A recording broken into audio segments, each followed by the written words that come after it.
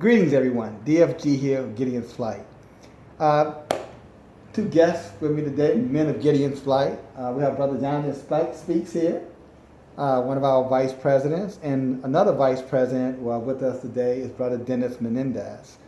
So you guys gonna say hello? All right. Woo-hoo.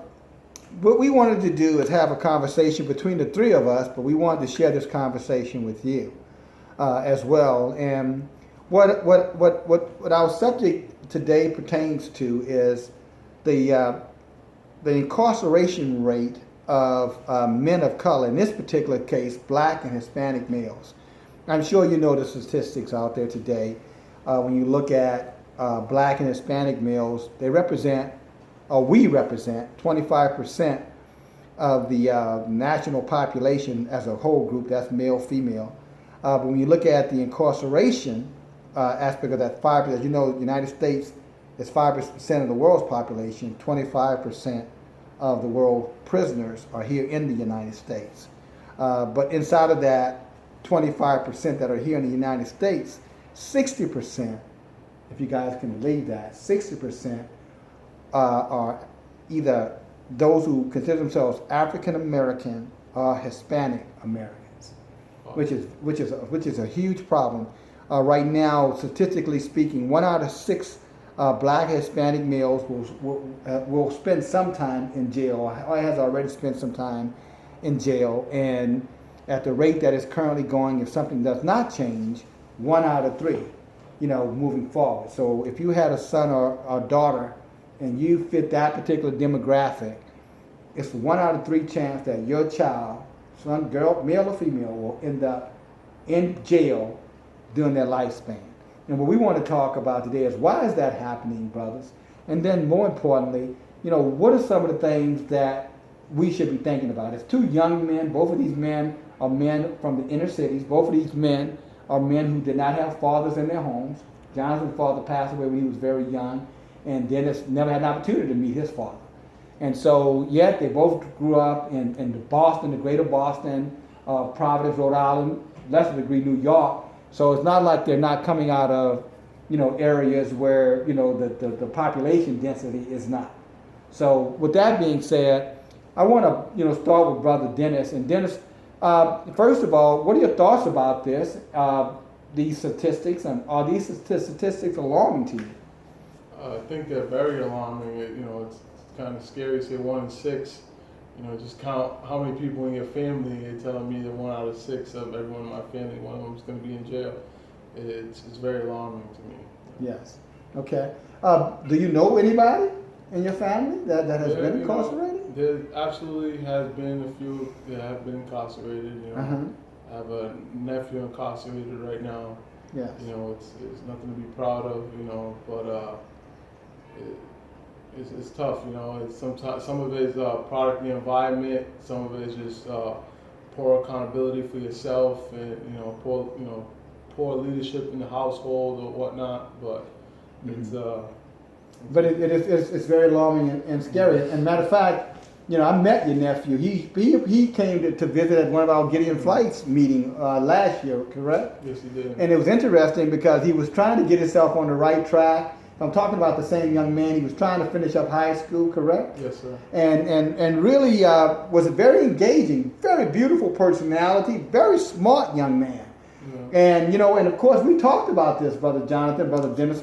I remember that conversation around the fact that if he did not find something positive to focus his time on, get a trade, respect his education, get back in school, if I remember it, yes, absolute, then the outcome could be detrimental. And a year later, this has happened.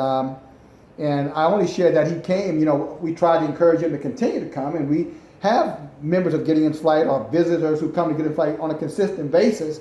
One of the things we talk about are those traps and how to avoid those traps. And I feel confident that had he stayed with us and continued to allow us to be able to mentor him through teaching and advising, I'm sure his situation would be a little different today than it currently is. Yeah, it's a little tough with him, for me personally, because This kid actually grew up in a, you know, 2-parent household, you know, had good role models, Yeah. but, you know, outside of the home, the influence that he had, I guess, you know, overtook what he learned at home. So, you know, influences of friends and, you know, your community you grow up in.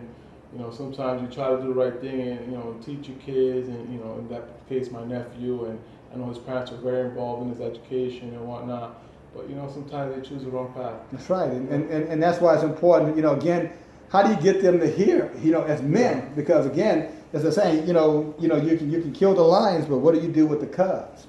Yeah. And when we talk about killing the lions, we're talking about, you know, the men who should be out there training the cubs. And you look at nature itself, and you see this in nature. What you'll see is the cubs watching, you know, the parents, and you'll see them how they watch them when they go hunt. They don't participate in the hunt, but they watch the hunt. And then what they do, they mimic the hunt when they play, right? They mimic the hunt. But if you don't have that lion there, then that cub does not know how to mimic the hunt. And what happens, because he cannot mimic the hunt, he dies of starvation because he doesn't know life skills. And that's why it's so important as men that we teach, we coach, we train, we advise, as Gideonsflight does, to ensure that we create that environment so that, you know, it's not a question of if you can kill the lions. We need the lions to be alive, because without the lions, the cubs are in a hopeless, you know, situation. Brother Jonathan, why don't you share some thoughts around, or what's your thoughts? I'm sorry. Well, I actually had 5 brothers that have been incarcerated. Wow. I've been to almost every prison. Well, I have been to every prison in Massachusetts, a few in Rhode Island, and a couple down in New York. And, you know, one of the things that kept me out of the system is that every time I went to one of these penitentiaries, I seen the same thing, this helplessness and just loss of hope. And, you know, I just promised myself and my family that I wouldn't go down that situation.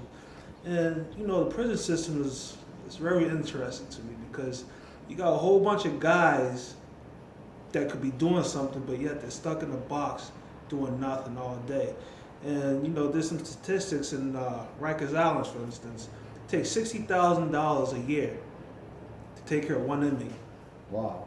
It's pretty serious. That's serious. That's more than most people make in a single household. And think about the cost that is. You know, not so it's a cost on society as a whole, but you know what else is another cost that's involved there too? Because think about those resources that are going into the prison system that can be used inside of the communities. You know, to create jobs and, you know, and community centers and other programs that will help especially these children in their inner cities. But because so much of our tax dollars are being fed into the prison system, because the good thing, I'm glad you brought that up. I think it's the FBI, Federal Bureau of Investigation Crime Statistics, estimate that approximately $70 billion a year is spent on the criminal justice system. That's judges, that's incarceration, that's police force, you know what I'm saying, that's transportation, that's all the resources that go into being able for the prison system to exist as it is today. $70 billion, guys. You know, it's a phenomenal amount of money. You know what I'm saying? That would put them like third to maybe Walmart, you know, probably Costco's, you know, maybe Target, and then, you know, Amazon, and then there's the prison system sitting right there in the top 5 Fortune 500 companies. It's a scary, scary thing. And when you look at it at these, you know, ages where they should be contributing, they're incarcerated. And these are the prime years of men and women, 19 to 35 years old. And the reason I bring that number up, because that is the average age group. That particular group, there are more people incarcerated between that age group than any other, you know, age group. So we've discussed, you know, why it's sitting out there. We've discussed, you know, why you two men have avoided, you know, doing, you know, having to go and serve time, you know, being incarcerated. Some other things about, you know, the system, and I say this to the men who are listening, you know, social disease, community disease are more rampant. I'm talking about HIV, you know, and other social diseases that could cause sterilization. It could cause premature death. Stress, for example, you can imagine, you know, the stress-related diseases that generate inside of being incarcerated. You take an individual a man out of his natural habitat, and you encage him into, like he's an animal or like whatever, yeah, like an animal, how does he vent? Look, what does the stress have to look like? When you start looking and he start looking at himself, and they got to know that prime years are passing. And then what about long-term self-preservation, the survival of your people? I mean, when you're looking at it statistically, I think this is a general number, but 775 million Americans. About 72% are considered white or white Hispanic, and there's about somewhere in the neighborhood about 18%, 19% are considered African American or black Hispanic. Now, if you look at that number, let's just say half of those are men, all right? So you're talking about, maybe, 9,000, men.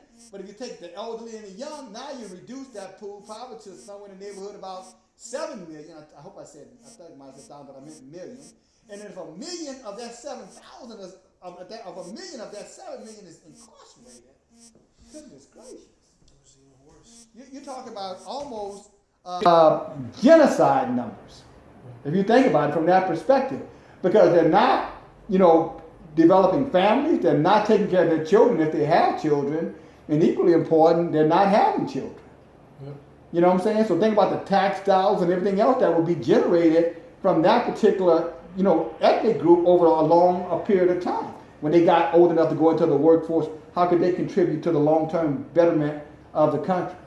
So when you look at that, and then again, the diseases that are related to it, the conditions of being in prison, the psychological, influence it has to have as far as self-worth, self-esteem, the ability to right to work, to being compensated for that right to work, right?